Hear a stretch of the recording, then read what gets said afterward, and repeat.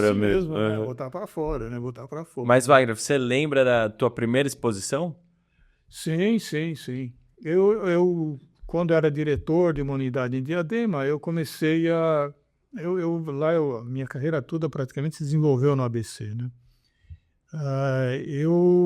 Como já estava com uma produção razoável, a prefeitura tem todas as prefeituras têm algumas opções de espaços, incentivam as exposições. Então eu fiz uma pequena exposição lá, bastante tímida, claro, mas foram com meus originais, né? Então você Uhum. fica com uma grande emoção ao expor, né? Nossa, deve dar um friozinho na barriga. Nossa. Mas aí você também, aí como artista, né? Você às vezes tem que ser meio assim, meio ousado, meio cara de pau.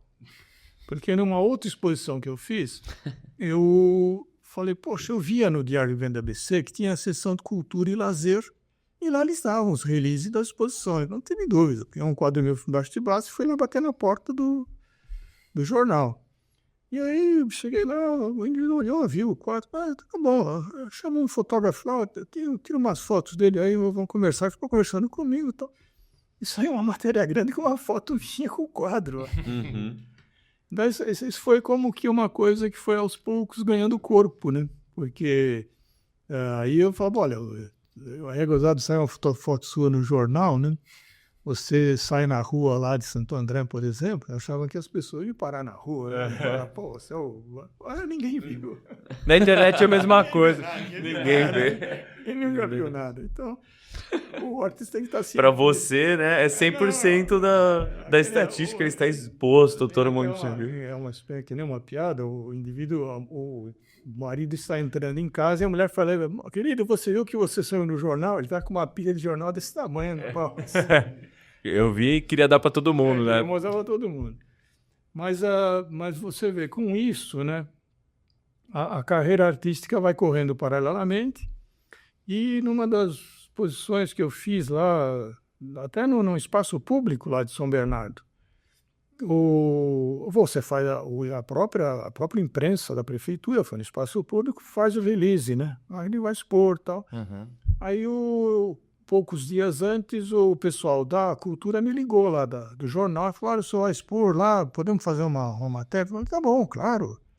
Quando é que o senhor vai estar lá? Eu falei, olha, na véspera eu já vou estar montando. Então, se vocês quiserem aparecer lá, tá bom, vamos lá. Aí foi um repórter, fotógrafo, fez um monte de fotografia, né, ficou conversando comigo bastante tempo.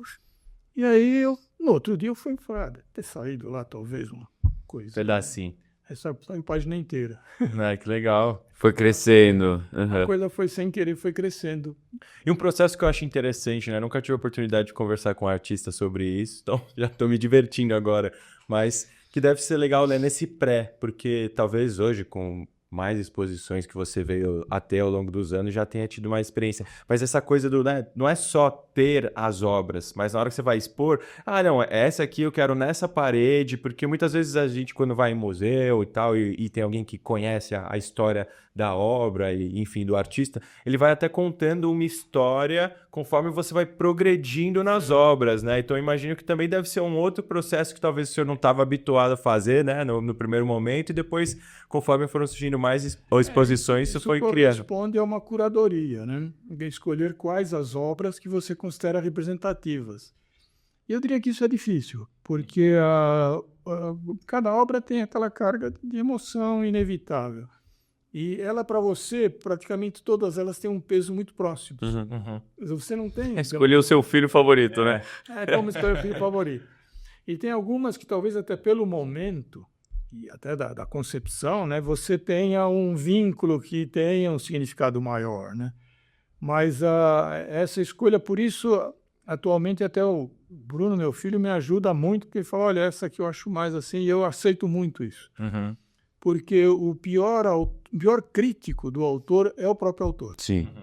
Então, ele, seja na literatura, seja na música, ou na criação artística de artes visuais, eu até digo, normalmente, quando a gente começa a pintar, isso, todos os pintores artistas mais jovens, ele começa a pintar, ele para olhar e fala, tá ficando uma porcaria.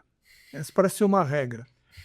É que até ali, ele estava sendo ele mesmo, né? Ele estava sendo autoral. quando toda a crítica dele e o ideal pictórico dele, que é baseado na vivência, no conhecimento dele, se manifestou, ele achou uma porcaria.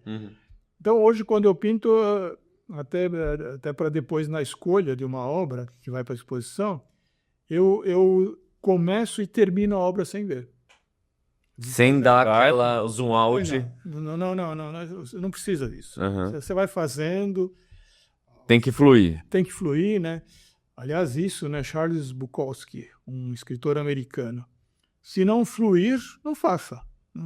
Falou Se você for ficar criticando, né? Se não vier como um jorro de um vulcão, não faça. Se fizer por dinheiro, não faça. Se fizer para... Ele até brinca, ele era um alcoólatra e mundano. Ele falava, se fizer para conquistar garotas, não faça. Então eu imagino, né, que o cara quer fazer gracinha, ele pinta, não faça. Não faça. Então eu começo, termino, certamente, aí vou olhar, né, às vezes falar, aqui tá, a perspectiva está errada, ainda muda alguma coisa, mas está pronto. Né? É para assinar e numa das exposições eu recebi uma coisa que eu acho, para mim, muito marcante, é que hoje o público que vê meu trabalho, segue e vai nas exposições é jovem. Isso me causou uma grande surpresa. Quando é molecada, né? E vai ver lá, quando alguém entra seguidor, eu vou... Isso deve ser engraçado. É jovem. Eu falo, puxa, como é que meu trabalho, né? Que eu sou um coroa, sou velho. E o indivíduo é jovem, né? Bem... E muitos são artistas. E um deles me perguntou numa dessas exposições, como ser um artista autoral? Chega a ser curioso, né?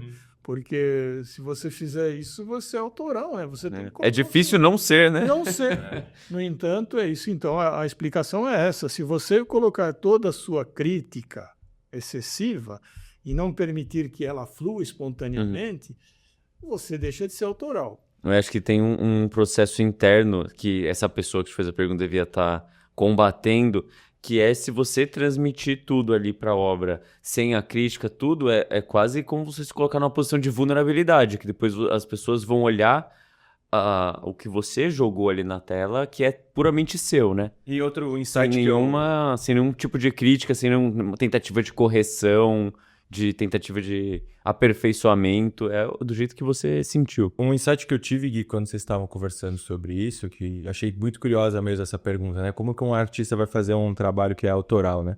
Se a gente traçando um pouquinho um paralelo para uma coisa que a gente está muito ligado recentemente, que é a carreira médica, né?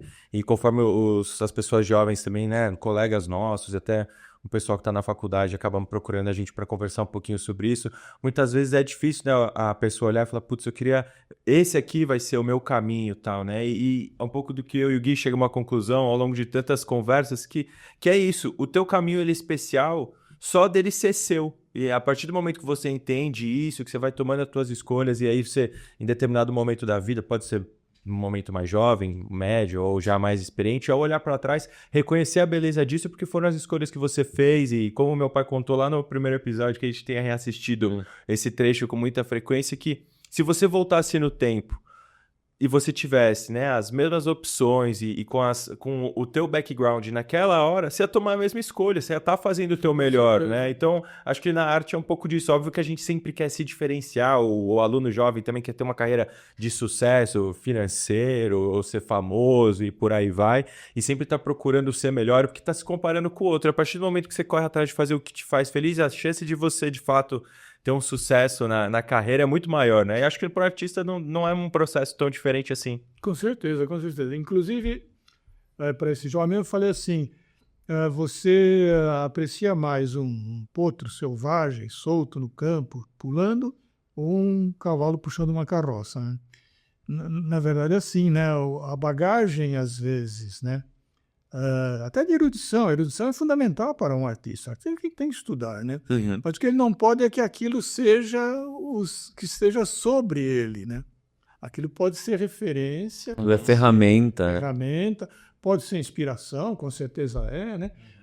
É lícito até que copie. É lícito até que copie. Não vejo maldade nenhuma em copiar, não. Aliás, né? Picasso falava, né?